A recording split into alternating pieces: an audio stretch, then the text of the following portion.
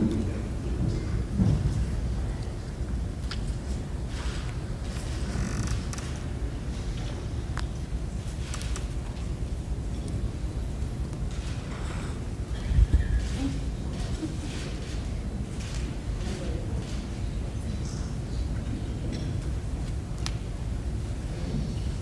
think we're all going to speak, but I'm first. It's a real honour to be in the same list as Peter Hammer. I've long been a fan, so one of the biggest things that's happened today. Vanity Fair published a piece this morning about Snowden and the NSA and said that, described me as having a strong Scottish bark, which means usually incomprehensible to most Americans. So I'll speak slower than usual and hope for the best. Ed Snowden said he had trouble with my accent initially, but he got over it. I'd like to start on a personal note. My son is here. He travelled up from Washington overnight in the bus to be here, so I'm grateful that he made the effort. I'll start by thanking, there's tons of people in The Guardian that need to be thanked, but I won't run through them all. But the top of the list is Janine Gibson, the US editor, who's a catalyst for a lot of what happened subsequently. She employed Glenn, and without that, The Guardian's involvement, we'd never been involved. She sent us to Hong Kong, she didn't waste any time, she didn't hesitate, she just sent us. And she was very tough in dealing with initially the White House and the NSA and the FBI and others tried flattery, come to the White House, speak to us. That didn't work. So they took on more bullying, threatening tone, and that didn't work either. Next on the list is Stuart Miller, and I know that Glenn and Laura will agree with this. He's deputy US editor. He heavily edited and rewrote the copy. He made a lot of the copy that was incomprehensible because of the technical nature of the story and made it comprehensible. A whole host of others here, James Bond, Spencer Ackerman, another colleague who was in Hong Kong with us but was never mentioned, a Guardian colleague, David Clishan. And I could go on, but I won't. There's a real contrast between the way the reaction in Britain and the reaction in the US. Britain tends to pride itself on being a land of free speech and freedom of the press. We talk about Magna Carta and Mother of Parliament and the fight for free press in the 18th and 19th century. And yet when a story like Snowden comes along, you realise how superficial all this is. And The Guardian over the last 8 to 9 months has seen the ugly side of the British establishment. And I'd like to pay tribute to The Guardian editor Alan Rusbridger, who's over in the middle of the room, who was under enormous pressure, especially last autumn, under the threat with all kinds of things. But he withstood that pressure and he sort of skillfully negotiated The Guardian's way through this morass to allow us to keep reporting. And part of the reason, a lot of people don't realise that we don't have the documents in Britain, we don't even have them in the New York office anymore. We've become dependent on collaboration with the American press to keep reporting this story.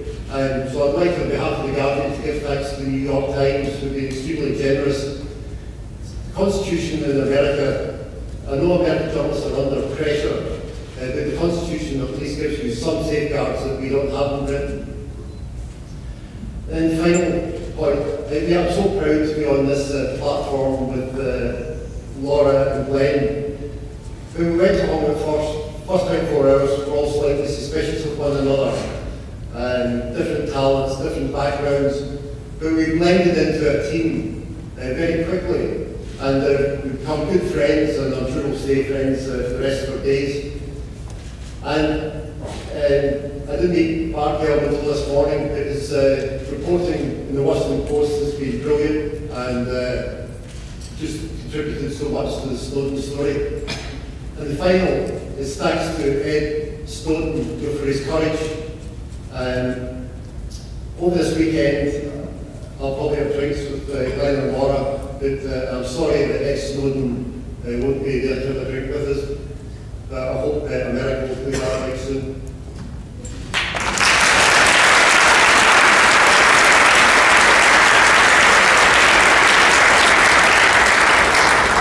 So that was so bad. Yeah, I understood almost every other word. I want to thank the whole committee and Long Island University, and by amazing coincidence, the quill pen, the logo is my new preferred method of writing and editing. This has been an extraordinary story, far more difficult and perhaps consequential than anything I've done before, and this is not something that any of us came into or undertook alone. I came back to the Washington Post having left there 3 years earlier to a new executive editor I had not met and who didn't know me from Adam. And I had a fairly improbable story to offer and a great big pile of risks. And Marty Barron embraced that story in the very best tradition of guts and judgment and accountability of the Washington Post. I'm going to be forever grateful for that. I'm enormously proud of the work that we all did together with the core group of reporters and editors and designers and researchers with decades of collective experience among us. I have to single out just a few who would include Greg Miller, Ellen Nakashima, Carol Lenning, who's here in the room, editors Jason Huffman and Peter Finn and Ann Kornblut. And also my partner on some of the most recent stories, Ashkan Sultani, who helped me understand enormously complex and difficult material. At a personal level, I lean most heavily, as always, on the love and support and advice of Dr. Lizer, for whom I'll be forever grateful. And I have to close with a word about Ed Snowden. What we've learned above all in these last 9 months is that big, important decisions were being made for us and surveillance conducted against us in secret. And the transparency that Ed Snowden made possible has allowed us collectively, through the normal checking forces of civil society and politics and the law and the marketplace, to decide for ourselves where we want to draw those lines. Thank you.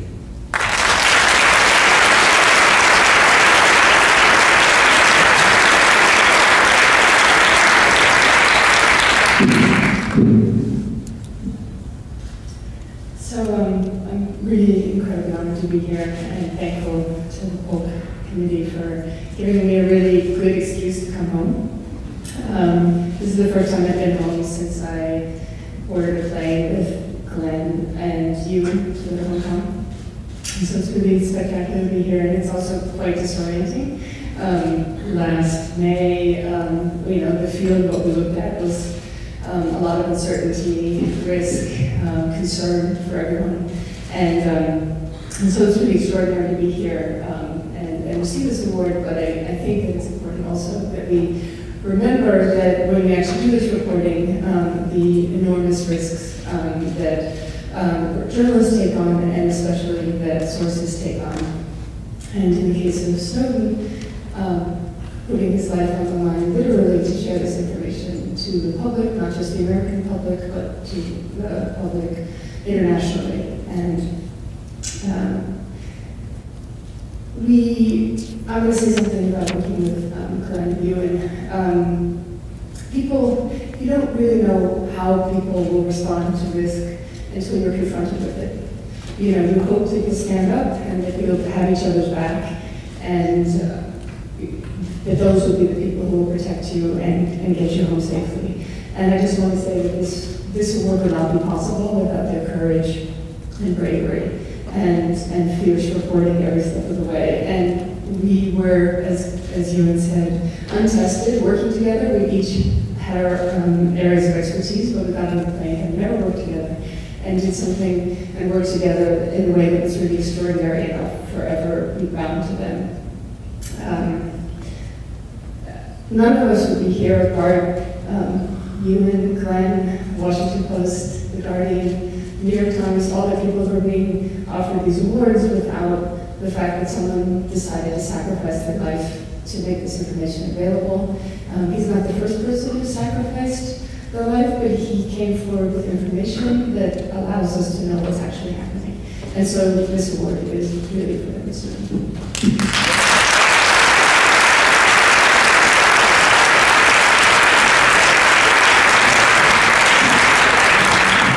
First of all, thank you so much to the Polk Committee and Long Island University for this award. The reporting that we've done has received a lot of support and a lot of praise and the like, but it's also received some very intense criticism, primarily in the United States and the UK. And so to be honored and recognized by our journalistic colleagues this way, and speaking for myself at least, means a great deal.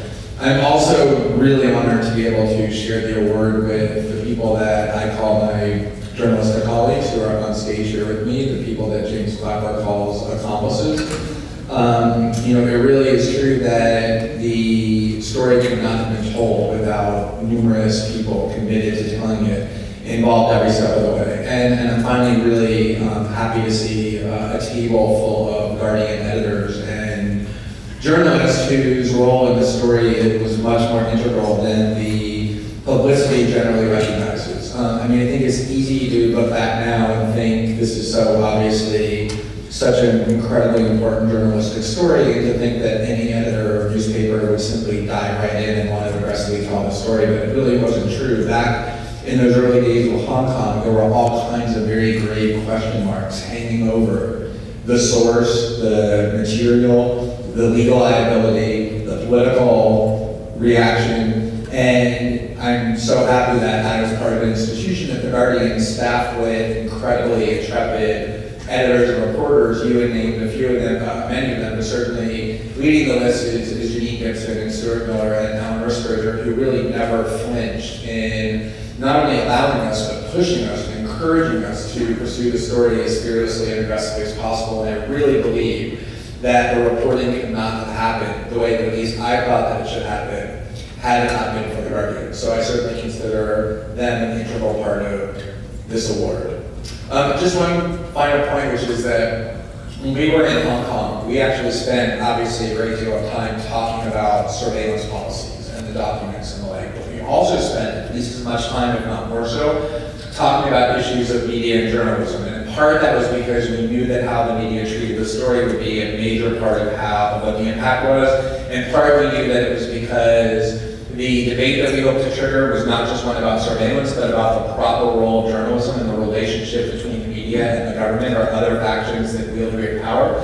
But we also knew that we were doing this reporting in the context of what already was some pretty grave threats to the news gathering process in terms of the unprecedented attacks on whistleblowers by the Obama administration, as well as the controversy that had happened literally weeks before we began publishing, which was the trolling through AP and emails and phone records of AP reporters and editors, and then formally declaring James Rosen of Fox News a, quote, co-conspirator for having done what journalists do every single day, which is work with their source to gather information that the public should know. And I think it's important to recognize how intensified those threats became over the last 9 or 10 months. There are ways to intimidate journalists. You can imprison them in mass, but there are other ways to do it. And calling journalists working on stories accomplices, or having powerful chairmen of committees specifically accuse journalists of being criminals and advocating for the prosecution, or having major media figures openly debate whether we ought to be prosecuted, is a way to intensify that climate of fear, as is detaining my partner or marching into the Guardian's newsroom and forcing them to destroy those laptops. And I think ultimately the only way to deal with those kinds of threats is to just do the reporting as aggressively, if not more so, than you would have absent those threats. And I feel like all of the journalists involved in the story have done that, and I'm really proud to have worked with somebody who did. And then finally, you know, I think journalism in general is impossible without brave sources. I know our journalism in particular would have been impossible without the incredible courage of Edward Snowden. And it's really remarkable that the reporting that we've done has won all sorts of awards, not just in the United States, but around the world. And he in particular has received immense support, incredible amounts of praise from countries all over the world and all sorts of awards. And the fact that for the act of bringing to the world's attention this system of mass surveillance that had been constructed in the dark, he's now threatened with literally decades in prison, probably the rest of his life, as a result of what the United States government is doing, I think is really odious and unacceptable. And I hope that as journalists we realize how important it is not only to defend our own rights, but also those of our sources like Edward Snowden. And I think each one of these awards just provides further indication that what he did in coming forward was